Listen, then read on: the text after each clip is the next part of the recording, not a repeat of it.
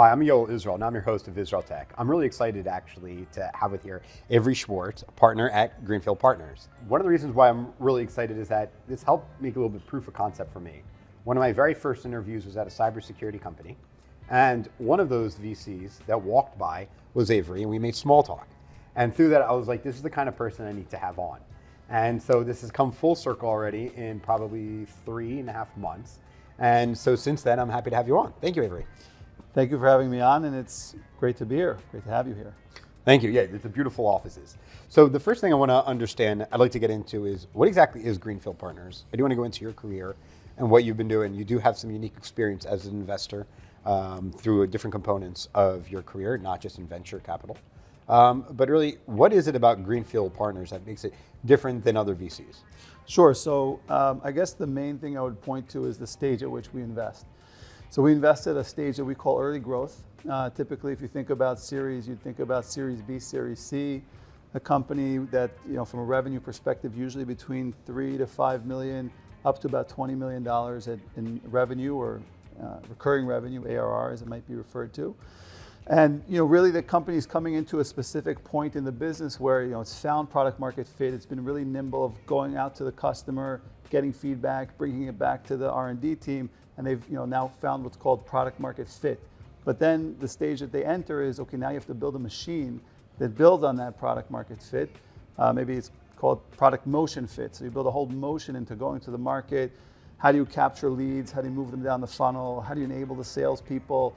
What does the building of that sales team look like? And how does the handoff look like with customer success? And who's doing upsells and things like that? That's a whole different science and a challenge that the company then faces. And so we're trying to build our expertise around supporting companies during that phase, and that's how we built the infrastructure of our fund. Was Greenfield always intended to be at Series B, C after there was product market fit? Yeah, so in our history, we were originally set up by a large US-based private equity fund called TPG, and they have a growth fund, and we were under that umbrella up until 2019 or so when we spun out of TPG. But even back then, we were kind of investing 1 or 2 clicks earlier than TPG, which was a more kind of traditional growth fund, investing, I guess, Series D, Series E, minimum check size of $50, $75, $100 million. And so we were always investing a little bit before then. So what is it about this stage that makes it unique? Because a lot of people say, obviously, the smaller you go, the more seed, in a sense, before the product market fit. Obviously, there's more opportunity for bigger growth, bigger returns. On the other hand, there's more risk, more reward. Do you think in general, from an investment perspective, from a risk and reward, this is a sweet spot? Or is this, do you feel that you have more expertise and understanding or better relationship with those in that stages that you can help better? Yeah, I mean, I think kind of zooming out, I think that any stage is interesting if you know how to do it well. And you see, Israel is a great example of some tremendous seed investors who've done really well, make great returns, because if you do that well and you have the right pattern matching ability of the founders and taking a bet on the thesis and the size of the market, you can do great. I think it just takes a little bit of a different skill. I think we've kind of built the expertise of our own kind of pattern matching at this stage, which I think is different. A lot of people will acknowledge that it's different than the early stage. You have a lot more factors that you're able to evaluate and take into a consolidated view of assessing that risk reward, because ultimately you want to optimize that trade-off, take as little risk as possible and optimize for as much reward as possible, which is difficult. But I think that focusing on that stage and doing it over many years has allowed us, is very helpful. And then orienting the fund in order to be able to, in whatever way possible, help influence that outcome is great as well, which then feeds back into the kind of the sourcing element, because then the best founder will hopefully see in you a really good partner to kind of build the company with. So when you go ahead and make an investment, what % of your investment usually goes into R&D, engineering, and what goes into marketing and sales? Ooh, that's a good question, because a lot of what we focus on is really that go-to-market machine. But I think that, especially at this stage, you can certainly not ignore product and R&D, and that's definitely an integral part of our thesis and underwriting. Ultimately, the split is determined by the company. at these stages, I would say, sales and marketing is often just starting to eclipse, R&D and G&A. So from a breakdown, it's that, but we're not the ones who will dictate it. The company is, management will dictate what the board will approve the budget, but management is still dictating, how much to spend on the different items. But our focus will be on, that helping with the go-to-market function, but also being partners to the thesis and what the company is trying to build and how they're thinking about Act 2 and Act 3 of the business. So when you're saying that it usually eclipses at this point, that we're spending more on marketing and sales than usually the product at about this time, is there sometimes management challenges of the founders that in a sense, like the business is changing from building something to now go to market to a market they may not be familiar with, doing scale, trying to scale, etc. What kind of challenges do you come by with the founders? Because in a sense, these tech businesses, they change a lot, how they're operating and what their internal meetings and conversations are switching more towards building the product market fit, okay, scaling, who are we reaching, going to more events, etc. Are there any challenges with the founders that you're speaking with? Because they're kind of almost in the sense their roles change. Yeah, and we could probably spend a half hour just on that. You got time.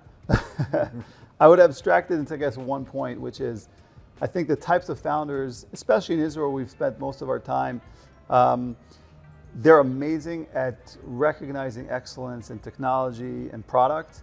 And I think that's a really important part of building a company, is knowing what excellent looks like. And they're amazing when it comes to the technology and R&D and product side. I think where sometimes that change manifests itself is, even second and third timers, do they recognize what excellent looks like on the go-to-market side?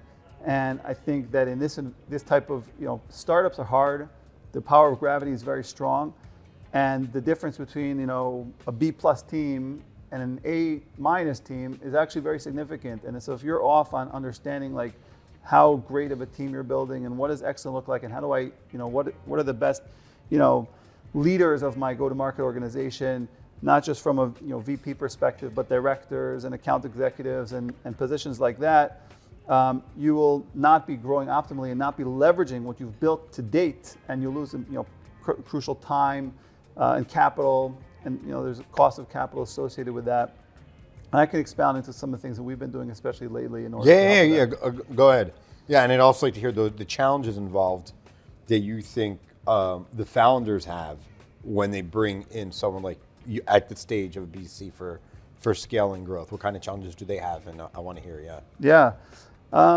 So I will say that I think the kind of the culture of the firm is very much informed by the founding partner Yuda Doron and our managing partner Shai Greenfield, both of whom have operating experience. So they did a lot of what our CEOs are doing today. And although Raz, my partner, and myself have more of an investment banking background, I think that we're very much informed by this perspective that, look, operating a business is hard. Things go bump in the night. It doesn't always follow the Excel. And really being empathetic and understanding and trying to work with companies from an operator mindset has really kind of been embedded in the culture of the fund. So I'll just say that for one. And the other point I would mention is we were fortunate enough to have join us recently an operating partner, Nir Goldstein, previously VP Sales at Monday.com. And when you think about if there's one of the top SaaS companies worldwide in terms of the efficiency that they went to market with and what they built on the go-to-market side, and Nir being integral to that, building it from when he had, I think, 7 quota-bearing reps when he joined, and he left leading about 180. That's awesome. So you talk about who understands what excellent, what an A+ looks like, and through that growth and incredible scaling.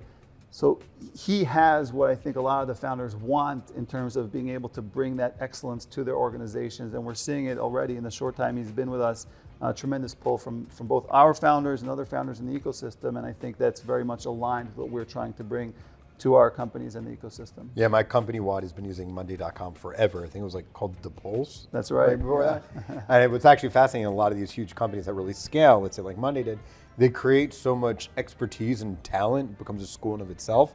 And then those that go and leave are able to do so much more for our greater tech ecosystem here, here in particular. So when you go into investing, one of the things at your stage, there's already companies that have invested before. How does that relationship work with other VCs, those that came before you? Do they have more say? Do they maybe bring you in because maybe you can bring more support at a certain stage? Is there like responsibility baton handing over? How does it work when you come in? Yeah, it's a good question. I mean, what we always try to do is we want to come in and have a great relationship with the board, constructive relationship. We want to make sure there's alignment. And so we're not just talking with the founders, we'll be talking with the board members as well to ensure that alignment. I think in an ideal scenario, there will be kind of an expectation that, you know, we are coming in at a certain stage and we should have an expertise at that stage. And they've been, if we're investing, they've probably done an amazing job at what they're good at. And Right. they would expect us to do a great job. So at it's like a what we're baton good at. handoff. In a sense, you know, I think they're still, you know, in a lot of our cases, those funds are still very much involved. I don't feel there's a baton handoff. It's more of an extension of the. It's like you're married into the family. Yeah, exactly. So that's how it kind of feels. Yeah. What do you, in addition, of course, to you interviewing the founders and the founders getting to know each other, make sure it's a good fit, at what point does the board come in to make sure you guys are a good fit and vice versa, and make sure there's also not just good fit as organizations, but the individuals, the personalities involved in the board? Can you walk us through how that, like, chronologically, ideally, kind of like what that goes through when you're considering investing? Who do you speak to? In what order? Who interviews whom? What do you look out for? What do they look out for when they're asking you? If you, both as organizations and within the individuals that will serve on the board. Yeah, that's a good question. I mean, I guess the way I view it is you kind of have to look from the decision point outward, right? So the decision point is when the founder will sign a term sheet after having received approval from the board. And then kind of working backwards from there, in order to get to that point, that will mean that, you know, from our perspective, we looked at our CRM to see this. We know founders on average 26 or 27 months before we sign a term sheet with them. You know, sometimes it could be less, it could be more, but. Wait, you're talking to them for over 2 years? Yeah. Before? Yeah. But like that's intentional. You're like, hey, we see, like, let's say, because maybe when you're trying to connect and network with them when they had the round before. Exactly. And you're like, okay, this is interesting. They just raised with this VC. Yeah. They're in this space. Correct. Let's go get coffee and start to nurture that relationship now. So if they're at the point in the future, we can be there to help and partner. Is that your strategy? Exactly. We don't want to be, I think that, you know, part of our advantage of, you know, having an office in Tel Aviv is, you know, being local to the ecosystem and being able to cultivate these relationships. And so not parachuting in and trying to, you know, compete in a 4-week process and without any real context. When you say that, you're referring to American or foreign? I'm referring to just an alternative if we didn't have this type of ability to build a relationship. Right, got it. You know, and so that's super important because, you know, these are founders that, you know, these are long journeys, both with the founders and with the other board members. And I think over the course of time, you can kind of see if there's an alignment in values. You know, you might go into different areas where, you know, interests can diverge, and you need to rely on an alignment of values in terms of how you navigate some of those. You know, not everything is always up and to the right, right? So I think that's very important for us. So I think during that process, we get to know the founders, and the founders get to know us. I think the founders are evaluating us just as much as we're evaluating them. They want to see, is this a fund that can support us? Do they get it? Is this someone that I want to work with and have sit on my board? Are they aligned with my values? And I think the board members, it's a mix. You know, some of it is just, you know, it could be even many, many years in the ecosystem, much longer than the 2 years with the founder because you might have been working, right?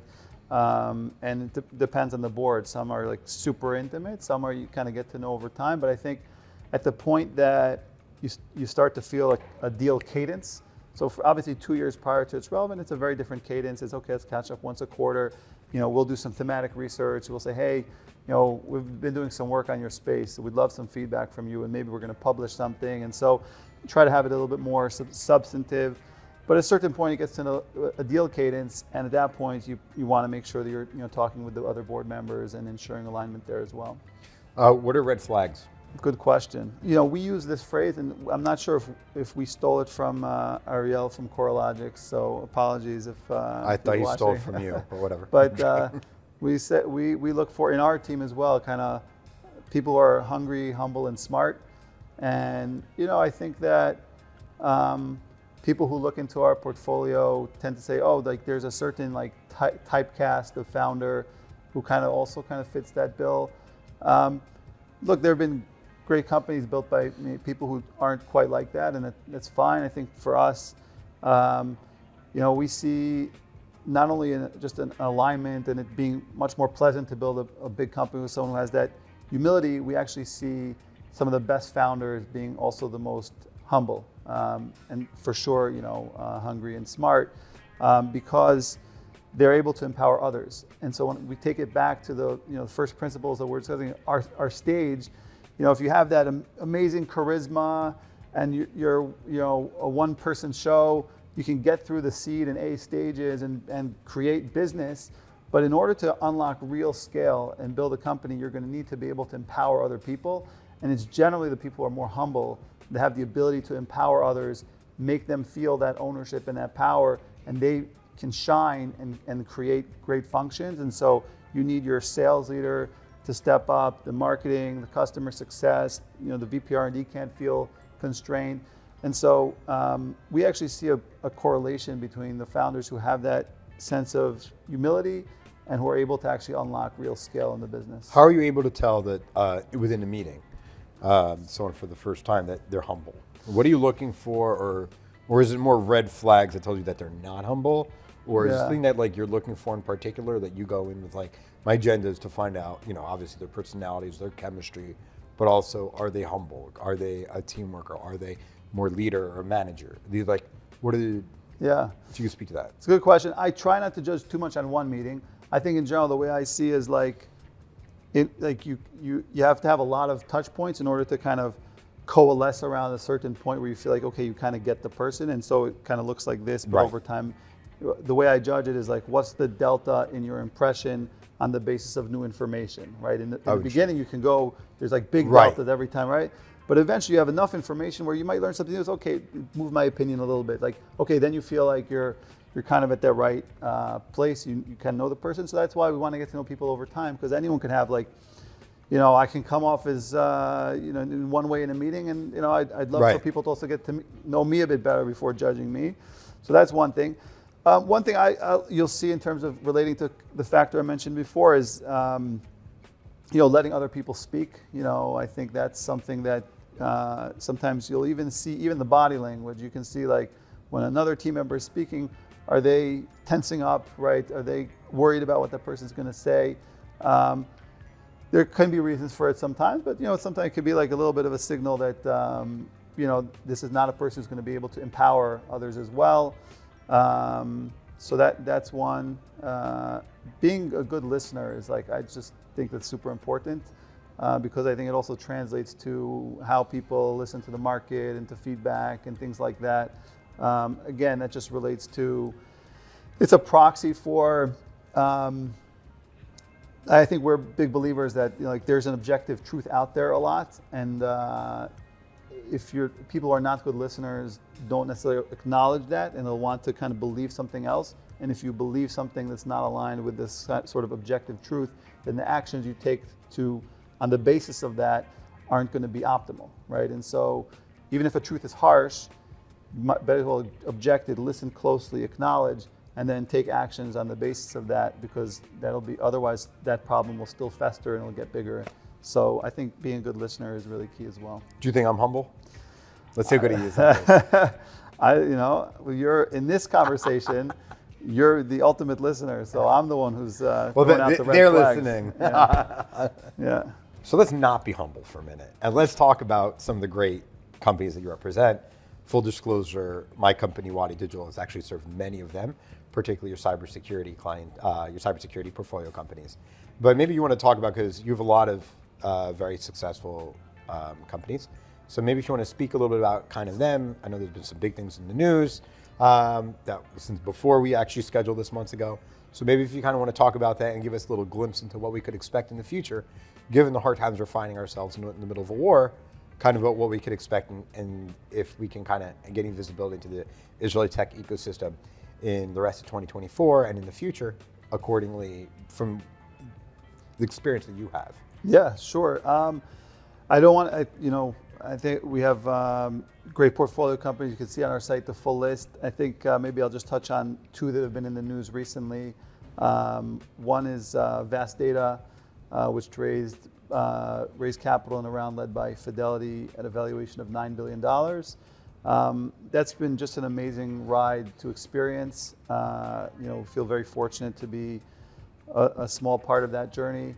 There I think it represents some of kind of the best that the ecosystem has to offer in terms of tremendous technologists that have been building something truly differentiated in that the data infrastructure category. They're building a data platform which is really has an exciting base on which to build really differentiated technology that can serve just a massive potential market. And so that's been very gratifying to see, and I think those are the types of companies that we're trying to find and see if there's anything from that playbook that we can the success that the founders and the team at Vast have done, that we can maybe say, hey, this is what we saw over there, and maybe you can also take from that playbook as well. And they did an amazing job of attaching the go-to-market to the differentiated technology, which was great to see. The other one is that's been in the news is Silverfort. They raised over $100 million, a cybersecurity company in the identity space, and also a great example of an amazing team, a great technological team that's done a great job scaling, building a great culture. That team, they've been rated the #1 startup in Israel to work for 2 years in a row. So I think that's something I don't think I've ever seen. And you can kind of just feel it walking the hallways. And it really permeates the different functions of the business and has allowed them to really scale, because I think being able to transmit certain values from leadership to the edges of the organization is a difficult task the more a company grows. And culture is a tremendous means to get that there. And they're probably the best example that I know of that's really done that in a successful way. And so it's great to see that reflected in business results and therefore funding behind that. That's awesome. If someone wanted to partner their startup with Greenfield, what would you recommend them? Yeah, I would start talking to you 27 months in advance. Yeah, well, first of all, we try to find them, and so we're doing we try to have thematic work lead the way. Not every company is operating in a category that is big enough for us to do thematic work on, but obviously you mentioned cybersecurity. That's a big enough category where there's an infinite amount of work that can be done on broad category and drilling into subcategories. And so we should, it's really on us to know the different pieces that are moving around in each of those ecosystems, whether it's the broader data infrastructure or IT infrastructure, things like that. But if for whatever reason a company is in a stage that's starting to be relevant for us and we haven't spoken to them, we're pretty approachable and easy to get in touch with. Please do reach out, and we'd love to speak with you. So you're giving examples of how some of your successful portfolio companies very recently. Tell us more about how you, Greenfield, and General VC support your portfolio companies, and in particular during the Palestinian atrocities and the war that we're in. Obviously, a lot of people are called into reserves. What kind of support do you provide in general and unique during this time? Yeah, good question. I mean, I touched on it a bit earlier in terms of the kind of support and infrastructure we try to build generally. I'll touch on it in 30 seconds now, and then I'll touch on specifically during the war. So I think we've historically been very good around, helping a company establish KPIs, benchmark those KPIs. So all of that transition that I talked about in the business and having everything become much more measurable, which I think is something that not all companies necessarily do at that Series A stage, but which if you want to scale, you have to start doing at some point. We even have a head of data, Lior, who can help a company pull in data from their Salesforce or HubSpot into a data warehouse and surface it through a BI tool. And now we've kind of added to that, our operating partner Near, which is, tactical, like how do you actually move those KPIs in a tactical way as opposed to just understanding the KPIs and trying to solve for them. And I think that's been a really powerful combination. So that's just on that, and we can, of course, double click on that. But, post October 7th was a very tricky time, for everyone. I'm personally, of course, and on a business side. I think there was very early on, our position was that if you have to go and help the war effort, you got to go and do what you have to do. But if not, it's actually even more important for those to, just like we're expecting the people who are on the front line to do their best, that we have to go above and beyond in our own work, because that's also what's going to ultimately be best for the country and the economy. And my partner Shai was in Israel, and he said, I want to go see everybody in person. I want to be in every single office. And he then went to New York and flew to the States, in the office in the States. And we went around to our portfolio companies, and I think the act of being there physically was meaningful. Explain, how do they find that so meaningful? The fact that, was it because what they read in the news and this and that, in a sense, gave a sense of worry, or like what do they need from him personally that they couldn't get over Zoom? Yeah, it was probably a little bit psychological. Like, it was very heady times. I know you probably remember. Crazy, It was just people weren't exactly sure, what exactly to do with, are people coming into the office? Are people not coming into the office? What should the company's policy be? And so also our operating partner Near put together a board on Monday, about, here's your resiliency checklist and all sorts of things to be thinking about, of, even as small as like, do your key people have a backup to their internet? Do they have internet in their safe rooms? All these things to be thinking about to ensure business resiliency. We put it out obviously for our portfolio companies, but the broader ecosystem as well.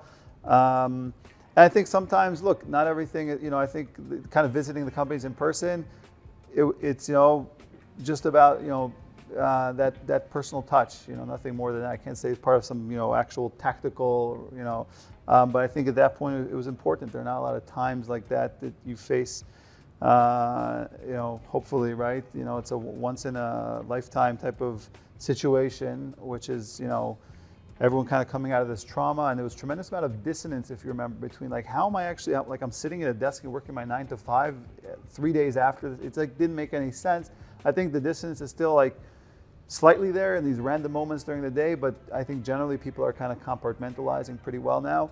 But I think at the time it did take a little bit of pushing through that dissonance in order to kind of do what ultimately I think we felt was the right thing to do for ourselves. And I think I think a lot of the founders and employees of those companies ultimately agreed, and they were really amazing. I mean, I think somehow Q4 actually was a really strong quarter for our portfolio companies, and I've heard actually even more widely for the ecosystem. And part of it, I'm sure, has to do with macro effects, but I think it's to the credit of the companies and the people who work there for obviously stepping up during a difficult time, and they really deserve a lot of credit. How much of that do you think changes going forward? I hope that we're feeling a lot of people coming back from reserve duty, and so I think the effect is being felt less by companies, and I hope that continues. Right? Obviously, there is a certain amount of uncertainty, but I think one thing is sure that people are seeing, and I'm getting these comments from many people around the world, is that it's just remarkable to see how resilient Israelis are and the Israeli ecosystem is. So, and we're obviously seeing it firsthand. I don't think that's going to change one iota. Awesome. So when you get into venture capital, like you have a background in investment, if I remember, I think from PwC and Goldman Sachs. Yeah. Maybe you can talk about early career for you. Maybe there are just some younger men and women watching this saying, you know, I'm interested in this space. I want to learn more. My questions are kind of, what was your experience there? So people can have some advice. Is that a good place to start if they want to get into VCs? Should they get into VCs? Yeah. You know, like maybe so we can talk about your early career, having in mind an audience that might also be interested in learning or potentially moving in the direction of your industry. Yeah, I hope there are people who are, you know, young and watching this and who, you know, I could just share that I personally never had a plan, and I didn't. Is that the best plan? Because I never had a plan either. Yeah. It's like my seventh industry. My career. I think there are advantages to that. We could talk about that. But yeah, sure. There are also disadvantages. I think, you know, my wife is the opposite example. She knew from when she was a young age what she wanted to do, and that's informed her career really well as well. You know, I never had a plan, and I think that, you know, if you just kind of work hard and orient yourself in a direction to kind of be productive, work with great people, and try to find interesting things to do, again, within a certain, you know, range, I think, you know, you can start to find things that interest you more, right? So I studied English literature in college, and so maybe not the typical track to, you know, eventually, you know, before working in VC, the longest tenure I had was I was at Goldman Sachs in investment banking for almost 7 years. It just kind of, it was a great fit. I met the team there, and I remember, you know, I was in kind of process with a consulting firm as well, and I just had such a great click with the team that the culture there it was the Israel office of the Goldman Sachs investment banking team, and I just enjoyed my time there so much. The hours are crazy, and I ended up spending a couple of years on the capital market side in London, but it was just a good fit, and it's hard to know in advance. And then in 2018, I was introduced to Shai from Greenfield, and the first call, and obviously met Yuda and felt that alignment of values. And the first call I made was to Raz, who was at another investment bank, and we had worked together on a project for about a year, and I knew he was someone that would be great to bring into the fund. And yeah, so it's really worked out. I'm very grateful, and I also would highlight the element that, you know, luck and fortune had to do with it. I think that you always need an element of that, and you know, very grateful for that element as well. Awesome. So I find that when it comes to investment banking and finance, Israel is extremely underdeveloped. Why do you think that is? I think it's changing. Definitely more sophisticated than it was. I feel like there's such an opportunity that that we miss. Because I study finance, right? Yeah. And then I also got my MBA from Bar-Ilan, and then I actually interviewed at KPMG in Tel Aviv in like 2009. Yeah. Many years ago. Yeah. And 2010 actually. Okay. And I found that it was like the pay was a joke. Yeah. And it was a huge schlep, and it was very underdeveloped, and there wasn't really any career opportunities from it. So I decided not to go that route. Yeah. And I just thought, because no one really has, only free market in the Middle East. Yeah. London and New York seem to be going towards communism. They're not helping their industry, but they're so well, right? Because a lot of finance in New York, they're moving to Florida. Yeah. Right? Yeah, They're like, true. they're like their headquarters and their operating headquarters in a sense, right? So I was wondering if you think that there was an opportunity here, and what's stopping us, and maybe people can speak more about the investment finance, not VC per se, if you had anything to share there. Yeah, I think it's like, I think there's two elements. One, I think, is more prone to change than the other. So one element is kind of sophistication of the financial industry and all of that, and, you know, companies being open to those types of things. I think that's changing. I think we definitely saw, over at least my period at Goldman, you know, what I saw up until 2018 was a positive trend. I think that's continuing, and you have, you know, expats coming back, and, you know, getting into these companies that are maybe a little bit more old school and more open to kind of these new ideas. The part that's harder to change, I think, is like a little bit of a scale issue. So if you think about, like the size of a company that for which, these types of more advanced financial services will be relevant has to be above a certain size. And, the size of the Israeli economy is such that if it's just a local company, you're not going to have a ton of them. So if you think about like a pyramid, a big chunk is going to be those smaller companies, and you're only going to have some companies at the top. Whereas if you look at the U.S., there's going to be so many more, and so I think it's even more on like a ratio basis. So it's just structurally going to be a little bit less fertile for these types of financial services than a place like the U.S. I don't know how much that changes, but the economy is growing and the population is growing, definitely more than almost any other Western nation. Yeah. So it's an interesting stat I heard. The Jewish woman in Israel is the only woman that has more children than her mother. Is that right? Mm-hmm. Wow, that's interesting. Is that fascinating? Yeah. And an interesting big component, I don't know, this isn't that relevant, but it actually is, because this is why it's so optimistic about Israeli economy and the tech. One of the things was that a lot of Jews that moved here from the former Soviet Union, they had 0 to 1 kids, and they became Israeli and had 3 to 4. The 4 kids. So the demographers thought it was going to be an issue, but they were totally wrong. They're wrong about all kinds of demographics. Demographics is destiny, but there are big changes a lot. So that was a big component of it. They specifically are having more kids than their moms. Okay, so one of the more interesting parts of your career that I was looking at LinkedIn and I chuckled is you were representing Israel at the UN. Yeah. So tell me about the Lion's Den. Okay. It was a great experience. I was really. When was this? This was in 2008, I think, 2008, 2009. The ambassador when I joined was Dan Gillerman, absolute legend, and also overlapped a little bit with Dr. Gabriela Shalev, who was also great to work with. And it was really interesting because I was young and I got to go to the UN every day and had to wear a suit with a tie and sit behind the placard that said Israel and all of that. But I got kind of bored pretty early on because you started to realize that I was working on social and economic issues, and it was interesting, but there was 3-hour-long meetings. Israel wasn't super active in those. So Israel, obviously, on different elements would be a hot button topic, and you need to go and represent Israel and kind of deal with what you call the Lion's Den. In the space that I was in, Israel had some amazing initiatives, like obviously agricultural technology and things like that, where they were actually helping the world. But most of the time during these meetings, it was really 3 hours of negotiating resolutions that it was like the US, the EU, and what was called the G77, which is a group of developing nations, negotiating sub-clauses of a certain resolution. And eventually I was just like, okay, it's cool.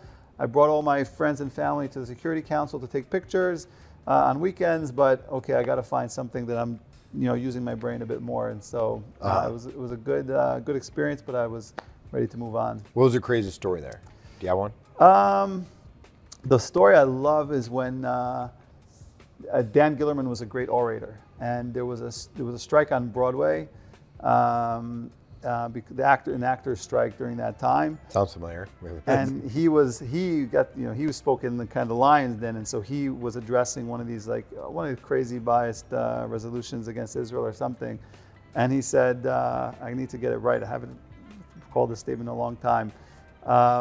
He said, Broadway may be on strike, but the theater on the East River is always open for business. Right. So he used it, and I thought that's just I think it was off the cuff, unless the speechwriter at the time was either Zev Nagel, maybe he gets credit for it. After Zev was a fellow by the name of Toby Frankenstein. Those were great speechwriters there at the time that I was at the mission. So they may get credit for some of the good stuff, good work. Anything you've learned from that position that helped you into your career and venture? I think I learned a lot from every part of chapter in my life. I think there, we did a lot of writing, and I mentioned the name Zev Nagel, and he was also, we were in university together. He was editor-in-chief of the newspaper, and I was an editor, and I think I studied English literature in college, and I was kind of, at the time, my writing was very I think flowery, informed by literature and things like that. And I think over that time, kind of getting into writing as a tool to convey ideas in a concise manner was a good kind of thing that I think I picked up over that time. I'm finding that writing is probably one of the most important skills, even though there's AI, not because of the writing per se, but I find those that are the best communicators tend to be those that write well. So even though I work with many Israelis that, let's say, they're not great, they're great at writing emails, they can communicate well in writing, and then it might be hard for them verbally, but when it comes to strategically thinking and talking things out, it's clear that they have far more than one may think they're getting verbally. Yeah. So I find that probably to be an extremely underrated skill. What are the most important skills when it comes to being in venture capital? Yeah, I mean, I actually think it's related to that, and this might be, I don't know, I think that writing, writing should be very closely connected to clear thinking. I think so. Clear writing forces you to go through, and I think great writing as well forces the writer to go through a process of clarifying and cleaning their thinking.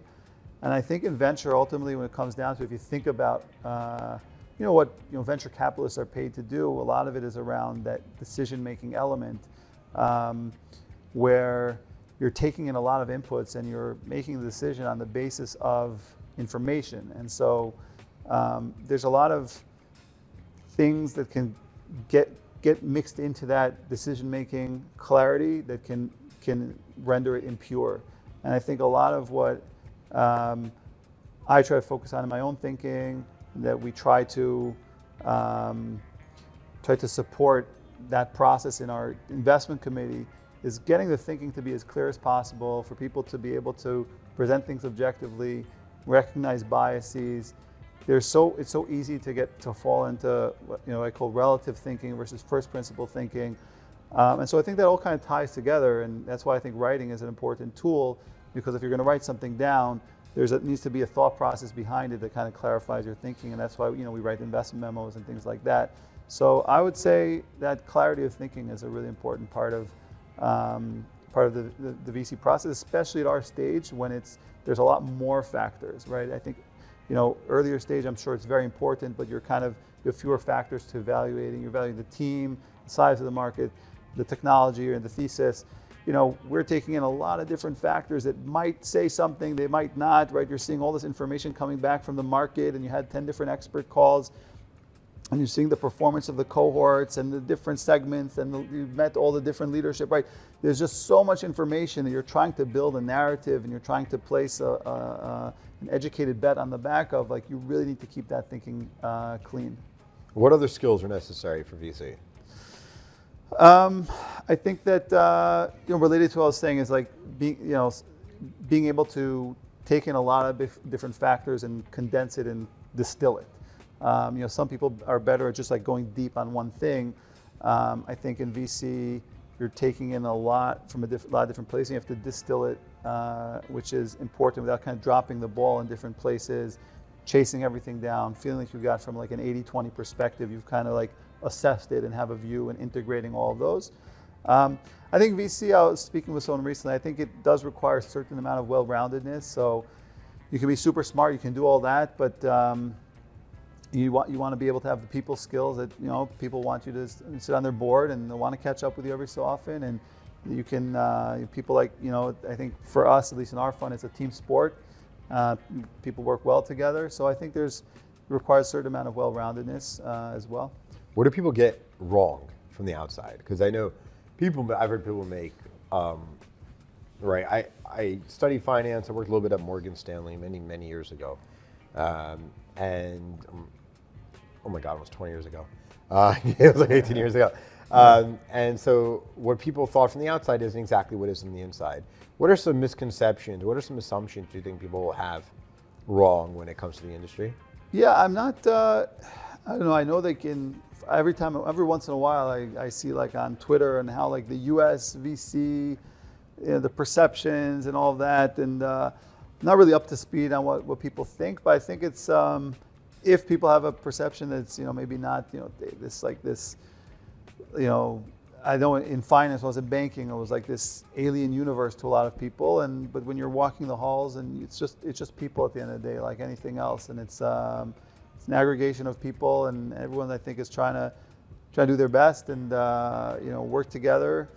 The way I kind of I view our fund as a business that I think I get a lot of gratification in building the business and building the team and trying to be great at what we do.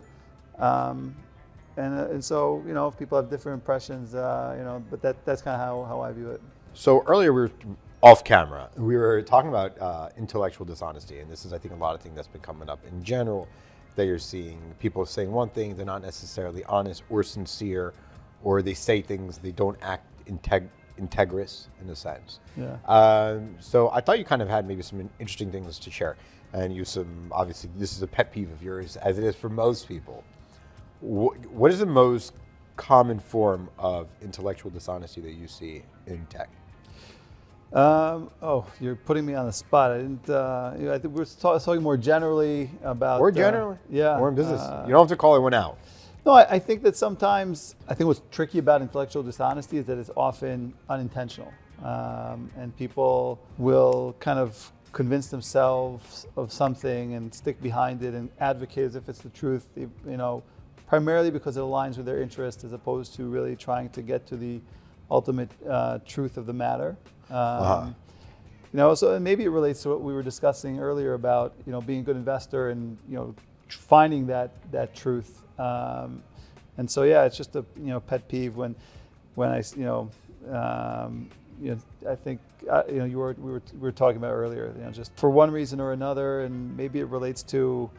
I'm actually like a descendant on my mom's side from some great rabbi who was known for truth. For any of the followers who might know, it's the rabbi from a city called Kotsk, and he was known for his ultimate, goal that he advocated among his disciples was, striving for truth, and anything that deviated from that in someone's personal or spiritual life or was viewed negatively. And so I don't know, maybe it somehow came through the generations as something that I feel strongly in me as well, I guess. Do you think in business a lot of people, they're not able to see the truth? I mean, we all have our biases. We're all humans. We're all programmed, not just from adolescence, but probably every day from the media and from our relationships, etc. What do you think in business people avoid the truth, or they have blind spots to it, or there's intellectual inconsistencies? Not saying that they're intentional. Yeah. Where do you think we see the most? Where are the greatest blind spots? You work with so many entrepreneurs. Yeah. I think it's assessing ourselves, because we're talking about what are the reasons for intellectual dishonesty. Usually when it diverges from a personal interest, and probably the strongest personal interest is around personal identity. And I think you have personal identity conflates with company identity to a degree, and so. What do you mean? Can you elaborate? That I think people feel like if sometimes they can feel that if the company's not doing poorly, they have their own identity maybe wrapped up in it a little bit, and you mean if they're not doing, the company is doing poorly? Is doing poorly. Yeah. Right, Sorry, okay. I misspoke there. If the company is doing poorly, they may feel like it reflects on them, and so they're kind of subconsciously might be oriented towards being slightly intellectually dishonest about the reality of the situation and what might need to be done. And I think that, so, because they wrap that up with their identity, and their identity is not that. They can't compartmentalize that. I'm doing great, the business is doing poorly. They can't separate the two. I think there's potential, right? And it's tough to, we're getting into very, amorphous subjects, but I think that, it touches on the fact that, as a founder, it's supremely important to be an optimist. And so what's the difference between being an optimist and being slightly intellectually dishonest about reality? Right. Maybe that's actually can be a good quality in some ways. So it kind of exists on a spectrum, and so it's a little bit less tangible. But should this literally came up in our interview this morning? Okay. That entrepreneurs are too optimistic and too much will not discuss the challenges and the negatives with their teams, with their VCs, with their whomever. And he thought that this was a challenge of finding happiness as a founder and being able to build intimacy within your team. What are your thoughts? Yeah. I could try to, like, I have a little bit of now inside scoop into how things look from, my wife's a founder as of the last year or so. Uh-huh. And I think there needs to be a little bit of a gap between, the internal mess that's sometimes happening and what the founder needs to project outside, because there is some, chaos that's reigning, and the founder's job is to rein in the chaos, and it's okay. And I don't expect every founder to say, share all the ins and outs of all the tough things that are happening, because they have to manage it, just like, I'm not talking with the founder about how I'm managing things with our employees and our investors and all of that, and other portfolio companies. So I think it's okay. You don't need to, it's not being dishonest in any way to not reflect all of the challenges that are happening. Obviously, if there are big enough challenges that are, relate to the ability for the company to deliver on what it's saying, that needs to be disclosed. But I do think it's okay to have a little bit of an air gap between the full extent of all of the gory detail of what's going on in the company and what's projected. I mean, think about it with dating. If people, it takes time to build that intimacy before we're kind of wearing everything on our sleeves and et cetera. And eventually, you're kind of more clued into everything that's happening. So, I think it's okay, and I think that I'd probably agree with Yoni about some of the in some cases there probably should be a little bit more of an ability to maybe he's referring to where companies feel like they can't, they want to discuss something, maybe they can't, and that's a case where I really hope that all of the founders that we work with feel comfortable. So I think that's an important one to make sure that there is that trust and the comfort there to share stuff that's a bit more challenging. We touched on this a little bit, like you meet so many founders and entrepreneurs. You discussed red flags in investing, but maybe you can talk maybe some aspirational direction or focus that in general you think are lacking from founders and what they can do maybe to help themselves improve so they can learn from watching this. Yeah, look, at our stage, it's really a lot driven by results, right? So there's stuff that obviously that relates to building the vision and all of that, but for our stage, we're going to have to already see certain results in the market, a team that's able to, there's already a machine that's working in order to drive business, there's a certain amount of business coming in and the way it's performing. So, that takes a lot of work in advance of that. So I would just say probably some of the things that lead to that are being able to really listen to the customer, being able to kind of build through the phases that allow them to get to the point where they're raising a Series B or a Series C.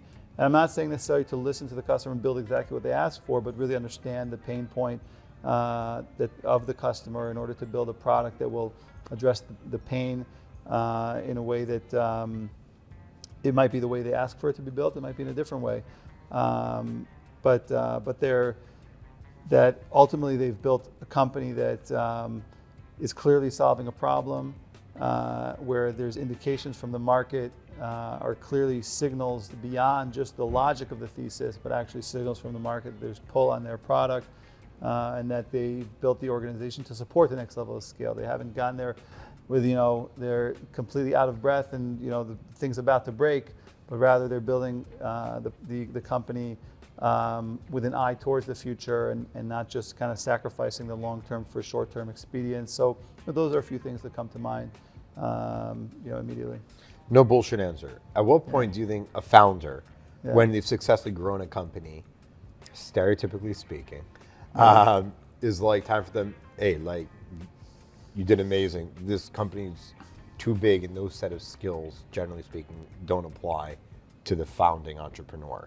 And then maybe it's time for you to move on and start something else again and take a bunch of money with you and equity and all of that. Is there a certain stage, generally speaking, that you think that it's time to kind of like the founding, team, that it's a different skill set, and that, I'm curious if that different skill, the founders, like their skills kind of has a ceiling.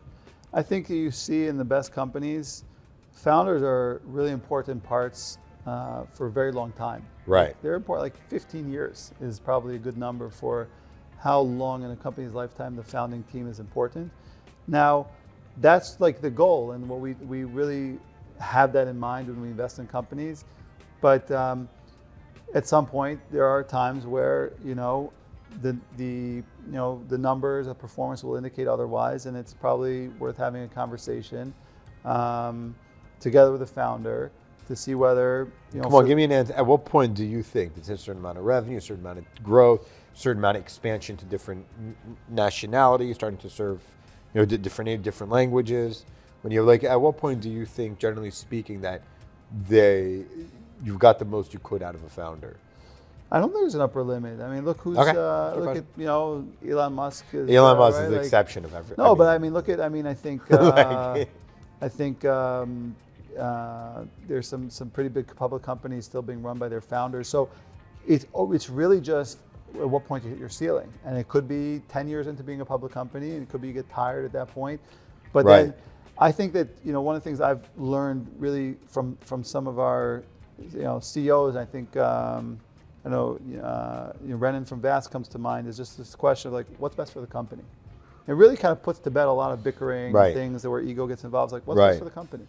And hopefully, It's kind of like parenting. yeah. What's best for the kids? There you go. Like exactly, what's best for the kids? What's best for the company? And then it's like, okay, everyone should put their egos on the side and say, Right. and be objective about it, and have that intellectual honesty and humility, and say, okay, well, what is best for the company? What will allow it to achieve its potential? And in that situation, it might be time, but I don't think there's a definite cap on it. Awesome. And for those that are looking, founders that might be worried about bringing in a VC, bringing in board members, and certainly they have accountability to people outside of the organization that aren't as invested with their equity, their sweat, their time, right? They're in a sense, and they're involved in many others. You're on the board of several companies. Tell me, is the thing that they should know or keep in mind when they're doing that? It feels like it's difficult to go ahead and, let's say, bring someone from the outside in to support and help you grow, even though that other person isn't nearly as involved and invested as the founder has been. Yeah, that's why I think it's important for both sides to get to know one another for a long time, build that trust, and look, I would, it's, I think there's a responsibility they bear to themselves, to the company, to their families, to understand what the structure of accepting VC company means and where the interests can potentially diverge, and they should be speaking with, friends of theirs who, they can actually discuss, what the interests of, how, all those potential corner cases, and maybe discuss them with the VC up front if there is something to discuss. But I really think that it's very hard to solve for everything in a contract or it's really, that's why we really believe in alignment of values, because that's what's going to ultimately dictate things that are not in, black on white in a contract. And you want to make sure that, okay, if we get into a point where interests diverge, can we all be above board about it, and can we solve it in a way that's a win-win for everybody, as opposed to, one side driving for a, winner-take-all type of approach. Awesome. If people want to stay up to date on what's going on with you, Avery, and for Greenfield, where should they go? We have a weekly newsletter called the Greenfield Crunch. You can probably find it on our website. We'll put it in the description below for those seeing it. Our website is greenfield-growth.com. Feel free to also follow us on LinkedIn. We put a lot of content out there. We'll put all your social, your personal, and we'll put Greenfield as well as Israel Tech in the description. Any final say you want to say to the audience? No, appreciate it. I want to thank you, Yoel, and the Israel Tech team for coming by, for doing the interview. I think you guys are doing something really great for the ecosystem, and hope everyone continues to watch and follow you guys. That means a lot. Thanks so much for coming on. Yeah, thanks so much.